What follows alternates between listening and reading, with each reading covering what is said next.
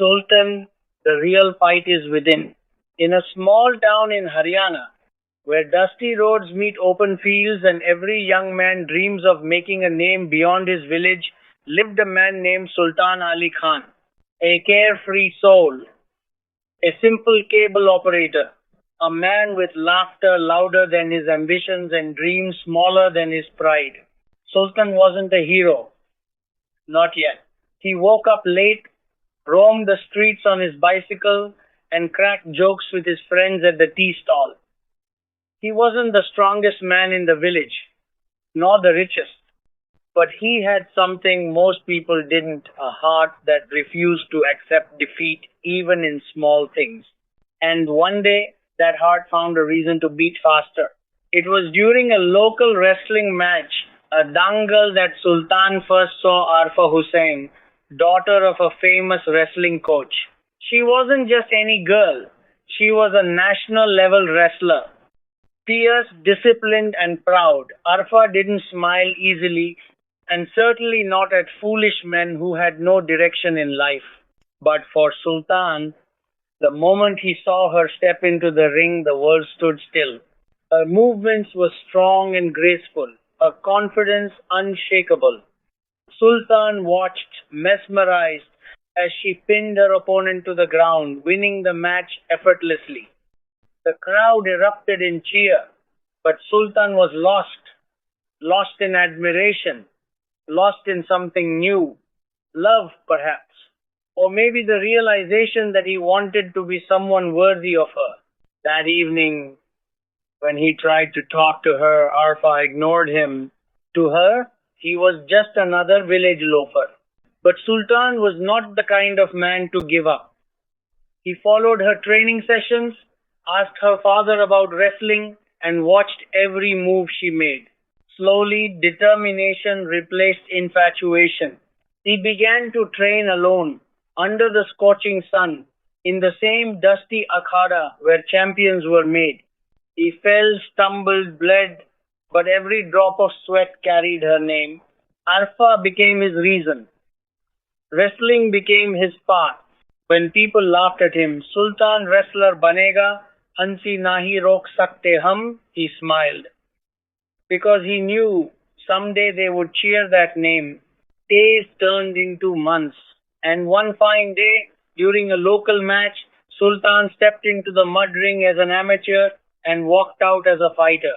His raw strength, stubborn will, and heart full of purpose made him unstoppable. He began winning local tournaments, her career and his too. But the news meant she had to step back. He celebrated, but deep down, she broke. And in trying to prove himself, Sultan lost everything that mattered. He trained harder, fought more fiercely, and forgot that the greatest victory is not over others but over oneself. Aarfa's love faded under the shadow of his ego, and one day she walked away. Then tragedy struck. Their baby, the dream of their love, died during birth due to complications. Sultan wasn't there. He was fighting another match, chasing another medal. That day, the world saw a champion lose. But Sultan lost more than a title. He lost his soul. After that day, Sultan Ali Khan disappeared. The man whose name once thundered in every wrestling arena now walked the dusty roads of Haryana as a shadow of his past. His medals gathered rust, his trophies turned cold, and the cheers that once echoed his name were replaced by whispers of pity. The village that once called him a hero now called him Haronwala Sultan, the man who lost everything. But the truth was harsher.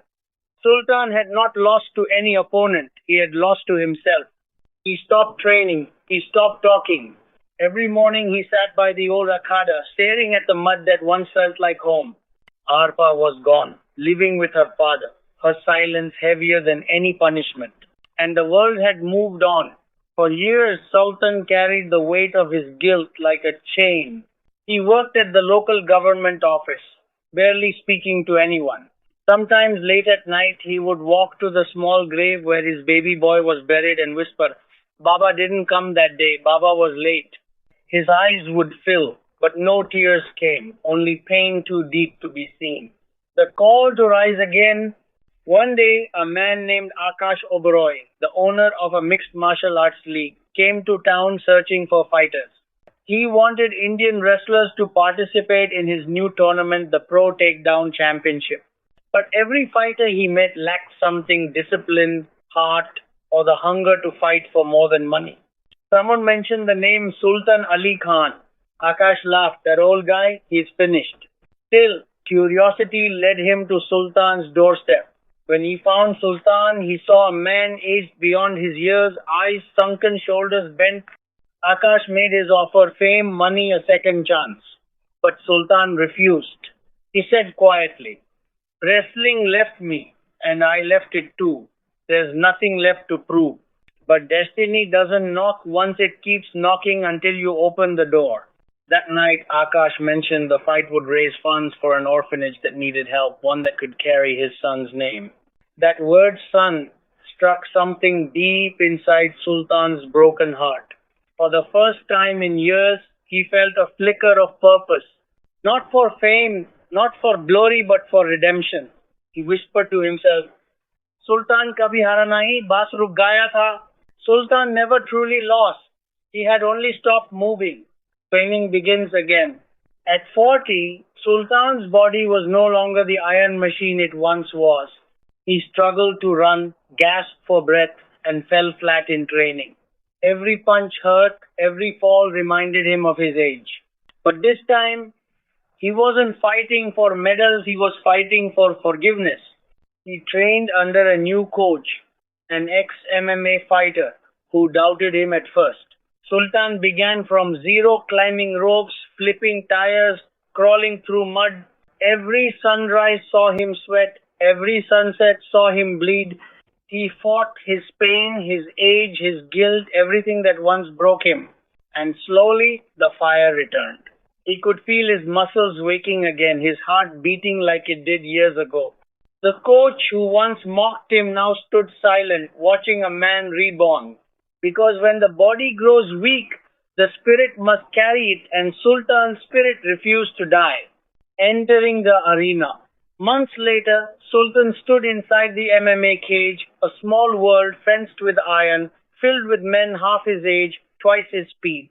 He looked around at the roaring crowd, some cheering, some mocking. He bowed his head and touched the mat the same way he did in the Akhada years ago and whispered, "ये जिंदगी भी एक कुश्ती है रे, हर बार मत में गिर के उतना ही जीत है." Life itself is a wrestling match. Every time you fall and rise again, you win. His first fight was brutal. He was slammed, punched, kicked his ribs, screamed with pain. But when the opponent thought Sultan was finished, the old lion roared back. He grabbed, locked, and threw the young fighter to the ground with one perfect move, the Dhobi Pachad. The crowd exploded, and once again they chanted his name, "Sultan, Sultan, Sultan." The world watches again. With each fight, Sultan grew stronger. He fought opponents from Russia, Korea, Brazil, each stronger than the last. He took blows that would break bones, yet he stood every single time. The world began to watch the comeback of Sultan Ali Khan. Headlines screamed, but deep inside, Sultan wasn't fighting them. He was fighting his past. Every drop of sweat said sorry to Aarfa. Every bruise said sorry to his son. He didn't want to win, he wanted to be forgiven. The final battle, the championship final arrived. His opponent was mighty, undefeated, a young beast of a man. Sultan's body was torn, his shoulders barely held together. Even Akash and his coach begged him to quit. But Sultan smiled. He said, "If I quit now, what will I tell my son? That his father gave up?" He stepped into the ring, eyes steady, heart calm. The fight began brutal, bloody, intense. Punch after punch landed on Sultan, and the audience watched in stunned silence. But in the final round, when everyone thought he would collapse, he remembered his son's grave, Aarfa's tears, his old dreams, and something inside him roared to life.